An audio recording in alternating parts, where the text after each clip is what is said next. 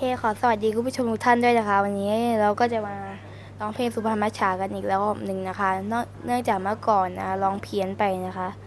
อันนี้ก็จะมาแก้เนื้อกันนิดหน่อยนะก็แบบเปิดคาราโอเกะร้องเหมือนเดิมนั่นแหละค่ะเราจะมาร้องกันนะคะอันนี้รูปนี้ก็วาดเองนะคะวาดเองมาเราเปิดคาราโอเกะกันก่อนแป๊บหนึ่งนะคะ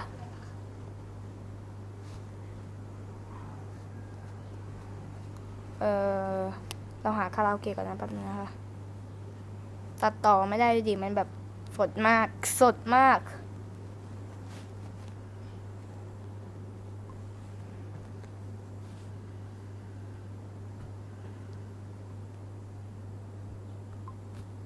โอเคแป๊บนึงนะโอ้ยดับ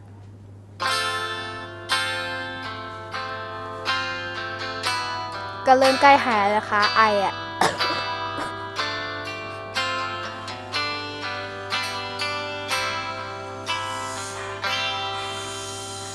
รักที่ฉันให้ไปมันมีความหมายมากพอหรือเปล่า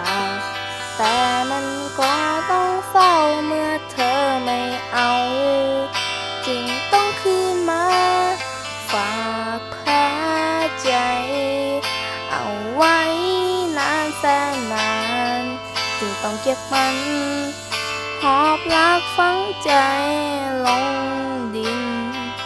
ถ้าเปรียบตัวฉันเหมือนดังสุพรรณมัจฉาที่รอหันมานเดินตามพระรามไปแสนไกลทิ้งให้เราเก้อหาทิ้งน้ำตาให้เฝ้าใจเหตุฉันใดยายน้อไม่หวนกลับมารักเท่าไรก็ไหลค่าเสียน้ำตามากเท่าไรเคยรู้ไหม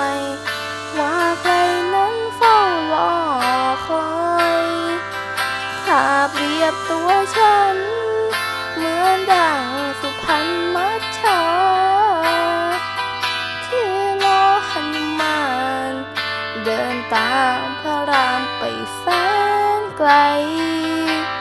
ทิ้งให้ยันเก้อหาทิ้งน้ำตาให้เฝ้าใจเหตุฉันใดยายน้อไม่หวนกลับมาถ้าเปรียบตัวฉันเหมือนดังสุพรรณมัจฉาที่รอหันมานเดินตามพระรามไปแสนไกลทิ้งให้ฉันเก้อหาทิ้งน้ำตาให้เฝ้าใจเหตุฉันใดยายน้อไม่หวนกลับมา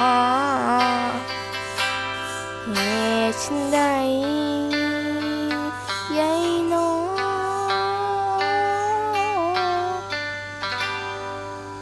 เธอถึงลืมกันโอเคก็จบไปแล้วนะคะสำหรับคลิปนี้บ๊ายบายค่ะเสียงรบกวนดังหน่อยนะเพราะว่าเขาก่อสร้างอะไรกันไม่รู้นะคะบ๊ายบาย